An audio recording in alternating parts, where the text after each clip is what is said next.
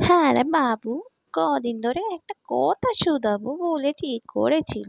হ্যাঁ রে, বৌমা কি তোকে হানিমুন যাওয়ার কথা কিছু কয়েছে? কয়েছে? কোথায় যাবে রে? আন্দামান? অত দূর বাবা! ভয়েতে তো আমার হাত পা পেটের মধ্যে সিঁড়ি গেল লো। ওই দুটো ছোট ছোট ছেলে মেয়ে ওখানে গিয়ে যদি কিছু হয়, কে দেখবে বাবা? তার থেকে শোন বাবা, হানিমুনে যাওয়ার বয়স তো আর পাইলে যায়নি। আমি তোর বাবা কখনোই তো হানিমুনে যাইনি, তা বলে কি আমরা সংসার করিনি? হানিমুনে যাওয়ার জন্য বয়স এখনো আছে। ছেলে পুলে হোক, তারা বড় হোক, তারপর না হয় যাবি খন।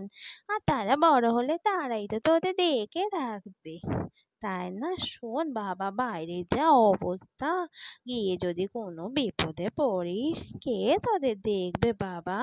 ওই বউ ছোট, ও তো অত কিছু বোঝে না। যদি কিছু হয়ে যায়, তুই কি নিজেকে ক্ষমা করতে পারবি? আর বাবা মাকে বা কি জবাব দিবি? তার থেকে আমার কথা শোন, আমার তো হাত পা চিঁদিয়ে গেল বইতে। আমার কথা শোন, তুই বরঞ্চ চারটে টিকিট কর, আমার, তোর বাবা, তোর আর বৌমা।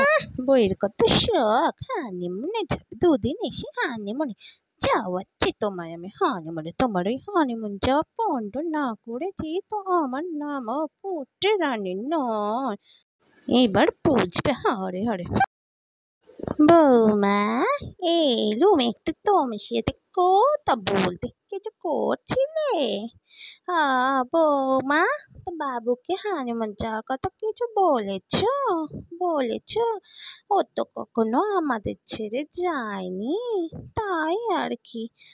না না, ওকে তুমি আমাদের ছাড়া বাড়ি করতে পারবে না।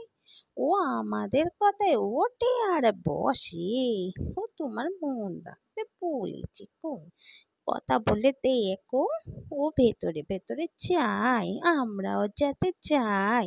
বলোই একবার যে মা বাবাও সাথে যাবে, তাহলেই দেখবে ওর মনে যা আনন্দ আমি জানি। যাই, আমার মেয়েরা কাজ পড়ে আছে, তুমি তোমার কাজ যা করছিলে করো গা।